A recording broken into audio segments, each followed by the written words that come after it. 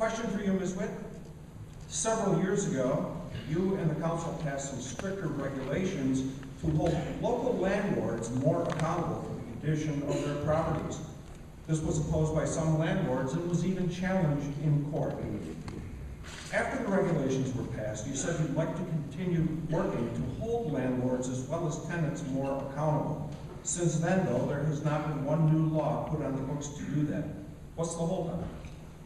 Thank you. The holdup is, quite frankly, it's a combination of people being intimidated by businessmen, and quite frankly, I think landlords are business people. It's a business they run, and I can't imagine any business not having some type of regulations. And many of our local landlords signed the landlord registration. There were just a few that weren't. But it did pass, and it did take almost 2 years to accomplish. Since then, we've been working with codes to try to make tougher, regulations. But again, unless you have the majority of the council willing to step up and do that, it gets held up. One of the things we wanted to do was do inspections. They didn't want to do that. Other communities have been doing them for years.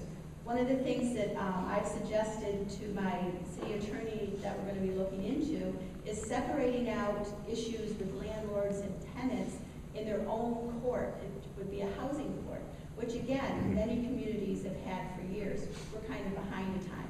And I think one of the things that isn't known is that we do have landlords that sit on the housing committee. We've had a housing committee for 4 years. But it's very frustrating because it almost becomes a personal thing that people are afraid to do things. And it shouldn't be that way.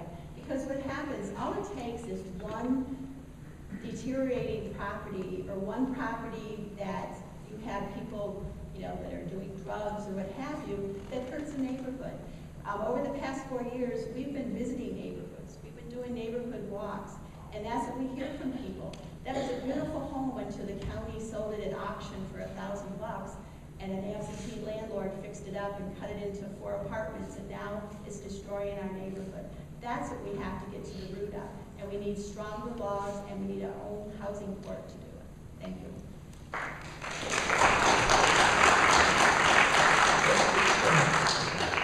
Thank you. Mr. Alio, as a candidate who has also stated publicly that you want to take back control of the neighborhoods, why do you think you'd be more successful at it than Ms. Witt?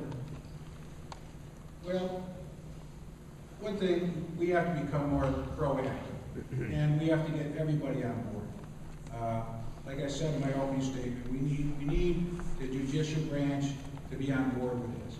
We need all of the aldermen, we need all of the city employees, we need everybody to be proactive in this approach.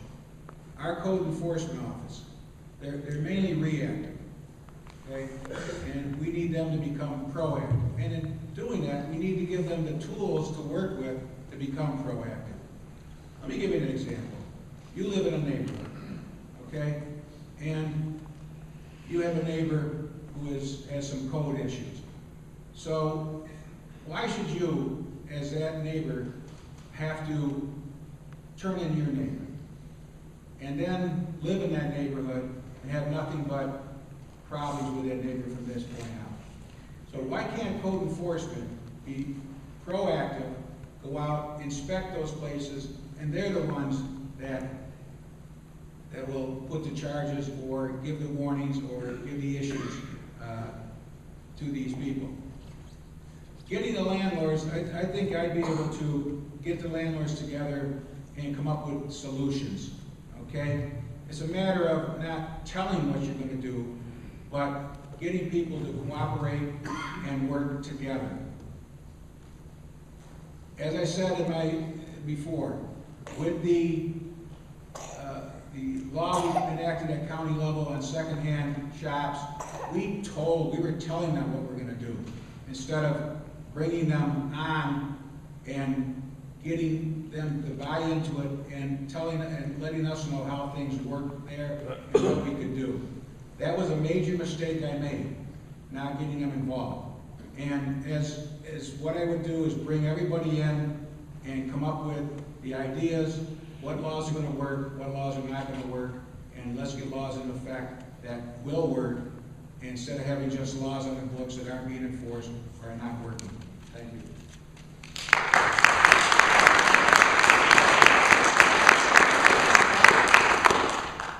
Thank you. Ms. Witt, do you want to continue this discussion? Sure. As I said, as I stated, landlords were included.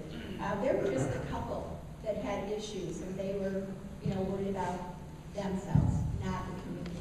I think Mr. Alio's right. I think you have to include people, which we do, but I think you also have to look at the tenants. One of the things that our housing committee is looking at right now is called a point system. In other communities that we've checked with, they've had it for years. The thing is different things that happen at that residence, whether it's, the police are caught for violence, or the police are caught because of drugs, or people are drinking, or garbage, or different things. You can accumulate points. And that's a way of basically weeding out the bad tenants. I don't believe it's all just the landlords. I think some of it is the tenants, but I also think some of it lies on who's paying the rent. And that one of those entities, there's Section 8, there's the DSS through the county legislators, through the county Department of DSS.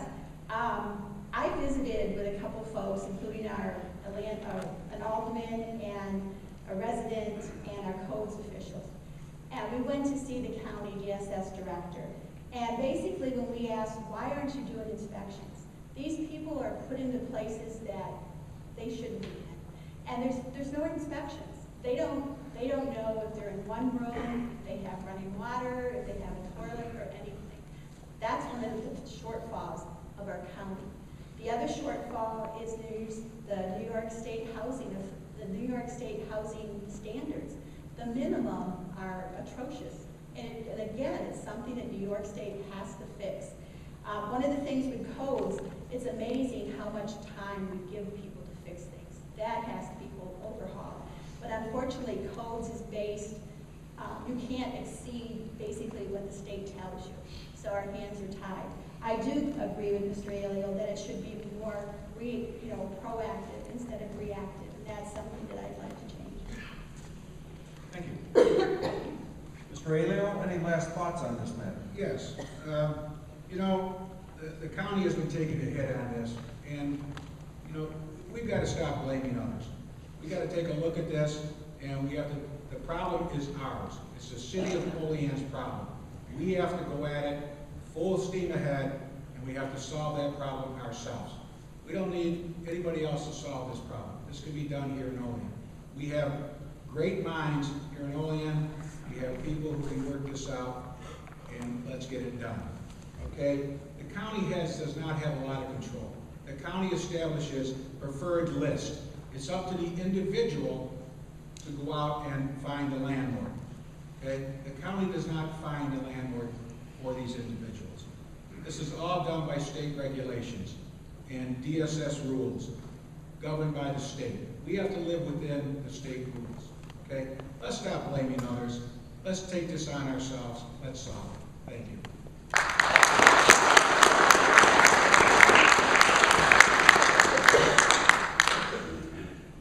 Mr. Alio, I have a follow-up question based on something you said earlier. You referred to a cost-neutral city budget. I'd like to ask you to do two things, please. First, I'd like you to define that term, and then I'd ask you to outline what some of the characteristics are of a cost-neutral budget, please. Okay.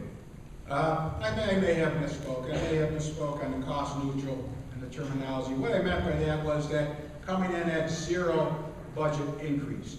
Okay? Our budget has to be designed so that we have our revenues coming in, we have our expenses going out. And at the end of the cycle, our revenues should be based on our expenditures should be based on actual need.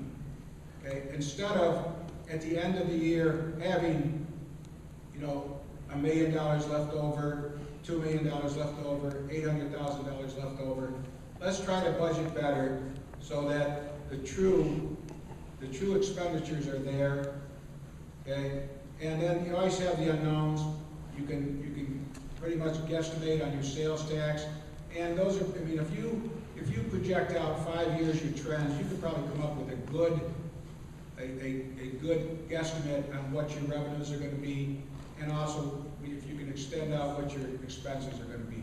We have to start looking at it that way, going out farther, looking at trends, and coming up with a true budget instead of having a large amount of money at the end of the year where we can put it into surplus. Don't get me wrong, we need a surplus, and we have to stop using so much of our surplus.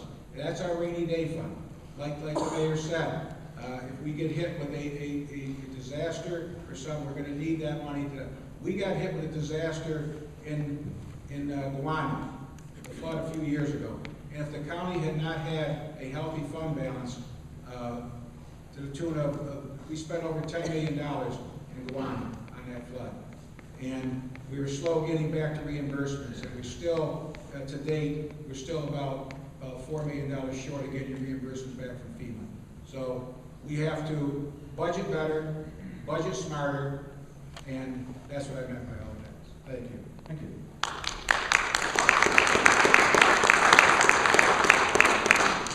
Elizabeth, did you have any thoughts regarding a cost-neutral budget and the city's current budgeting process? I think the current process has improved. I think we've trimmed our department each year. We cut this past year, even before I took and sent the budget to our common council to vote on or to give me suggestions, we cut almost close to $1 billion out of it. I think one of the things that is very unpredictable, and we've talked to the comptroller's office about this, about projecting out 5 years, and between the comptroller's office and the financial people through NICOM, which is the New York State Conference of Mayor, they said it's not really practical to go more than 3 years.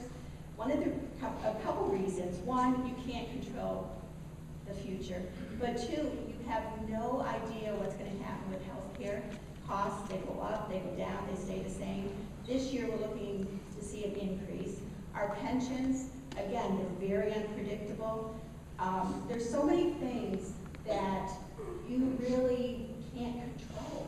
Our costs for the city, between our health care and our pension, all the things that you have to pay, there's a lot of unforeseen changes in those two areas. As far as at the end of the year, what happens at the end of the year is sometimes you come in very close to what you predicted. Some lines you might have a surplus.